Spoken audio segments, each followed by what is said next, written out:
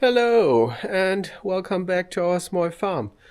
Today we are back working with a fast cut CNC table, and it's going to be a small premiere for me because for the first time I'm going to cut some aluminum. So I got a nice sheet of aluminum here, and I want to build a fuel tank. So as far as I know, in British Columbia, anything below 110 gallons basically doesn't need any special inspections and whatnot, and this fuel tank will be 108 gallons, so just below 450 liters. I opted to make it a very sturdy tank, a transfer tank that will sit in the back of my truck, and instead of going with 1/8 inch thick aluminum, I decided to go with 1/4 inch aluminum, which will be very, very sturdy. And I think I basically have no experience welding aluminum, with the exception of some small welding I had to do for my wife, which I did with a spool gun. And now that I have the nice HDP Revolution, I can TIG weld it. So how hard can it be?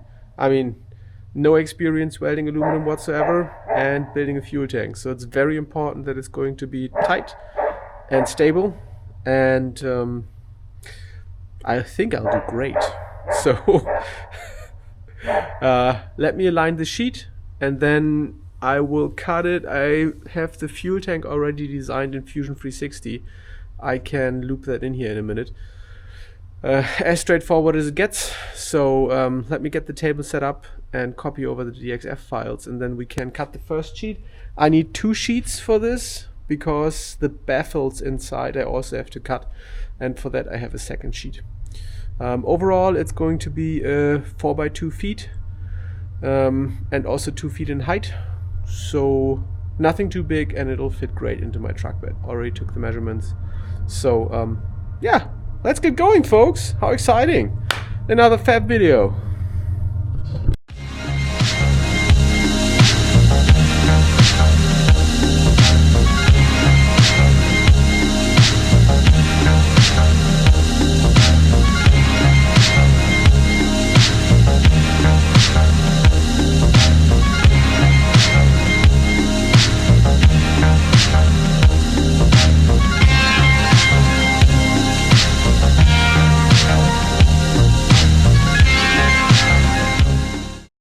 Alright, so that was the majority of the cutting. Now we have some bending to do. This is the small press we have to work with.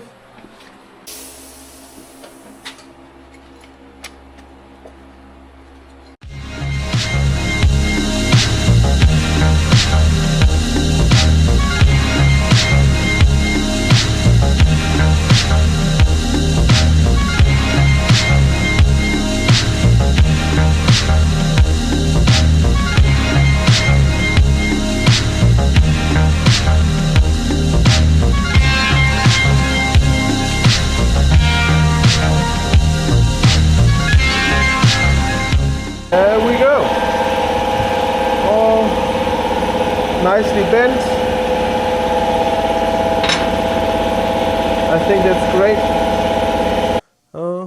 I tacked in the baffles, right? You can see that here. It's not the most pretty weld, but it also ain't the most ugly. This side here I tried to weld proper before I had placed it, and the only thing that I managed to do is warp this piece massively. But since it's a baffle, also doesn't matter too much. I think it'll take some time for me to get really good TIG welds, but I'm also not in a huge rush. So anyways, baffles are in on all these sides. This here is a nice 90. I decided to tack them from the inside just to get a nice line on the outside eventually.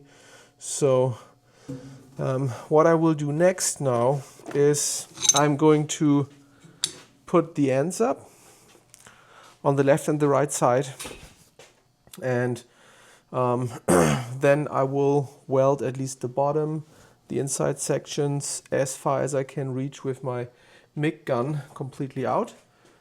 And once that is done, I need to grind off just a little bit here, because this cut here on this side is actually a little bit off.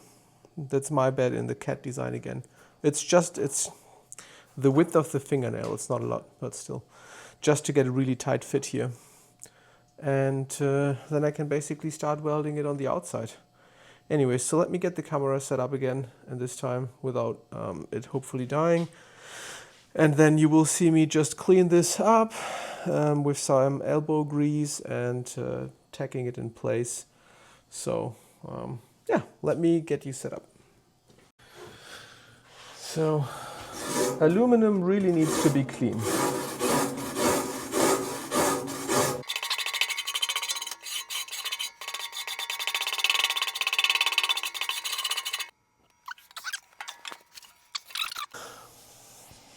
And this is how it looks on the inside. Not too bad.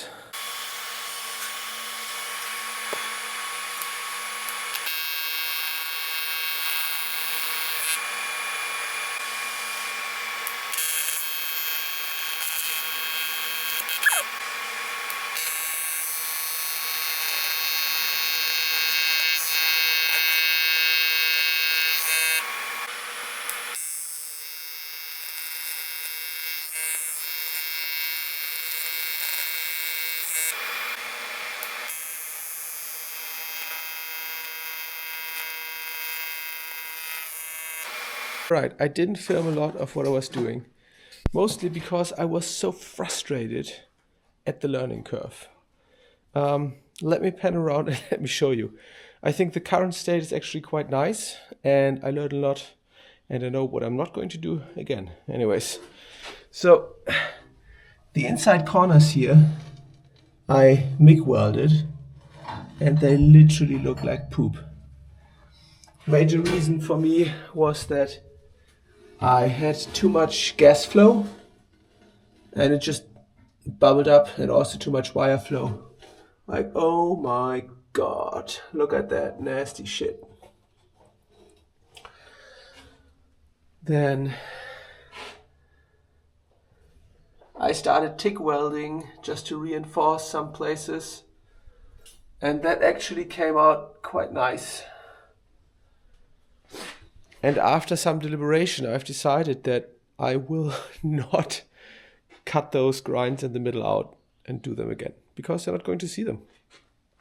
However, the outside welds actually, I think, look acceptable. So, master of the fillets, I'll just put up the top lid and weld it out, because holy cow, I don't want to sit in this tomb and try to fix my bad welds. You're not going to see them, and from the outside it'll kind of look okay.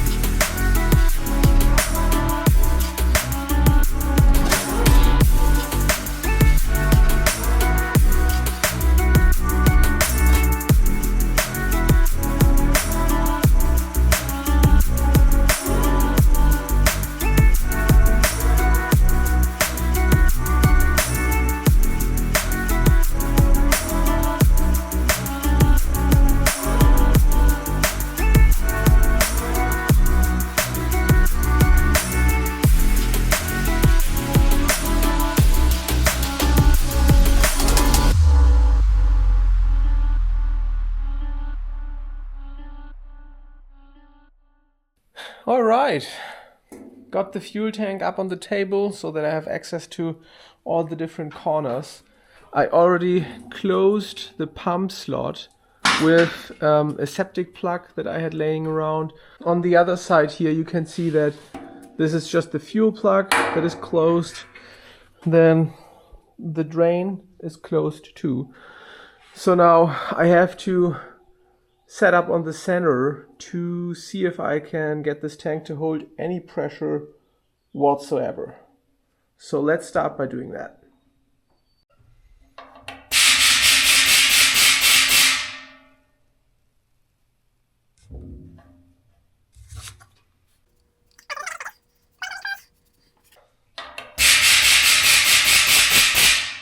So all of this looks great.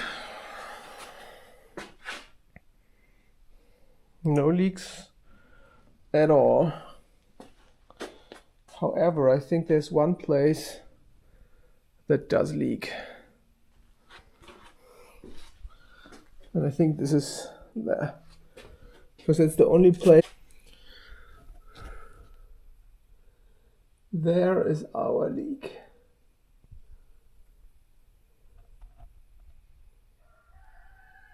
Wow. All right, let me take that up. Attempt number 2.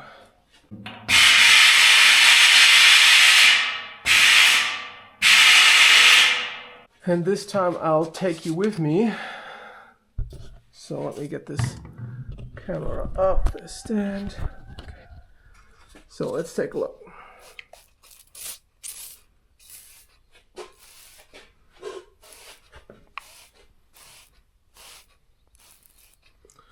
Nothing so far. Then the hole here.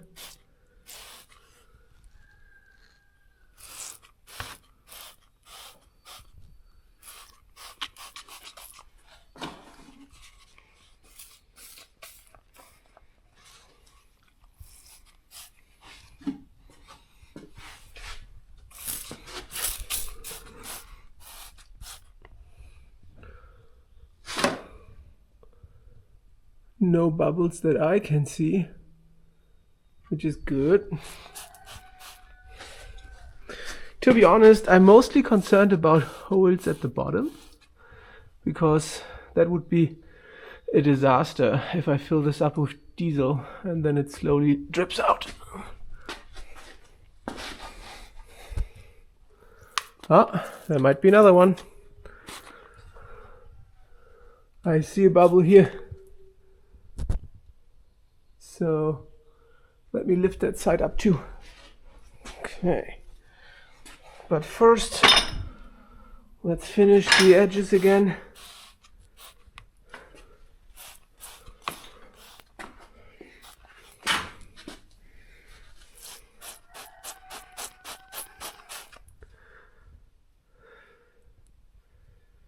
Nothing I can see here.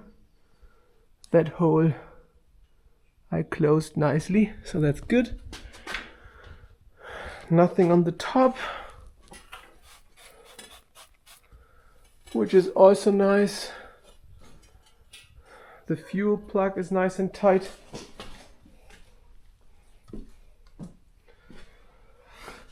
And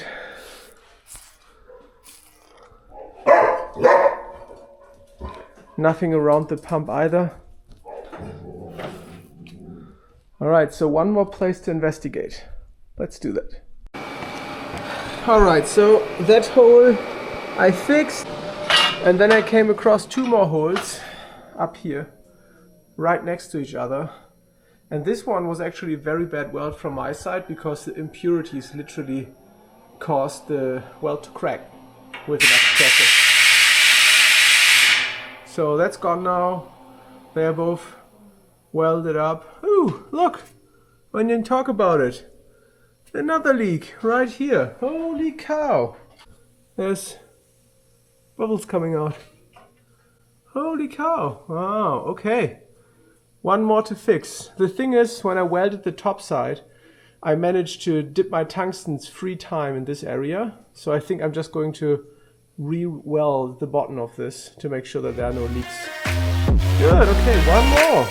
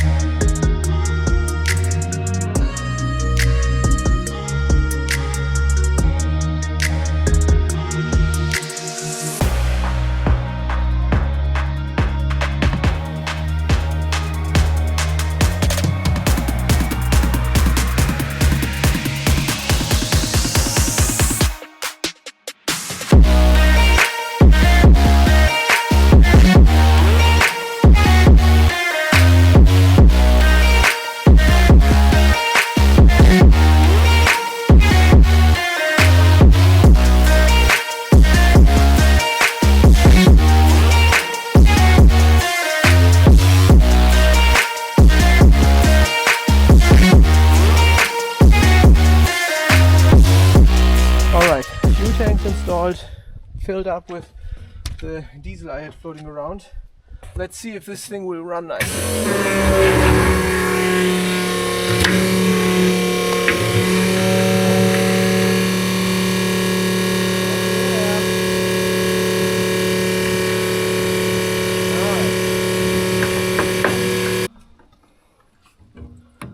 How great is that? Okay.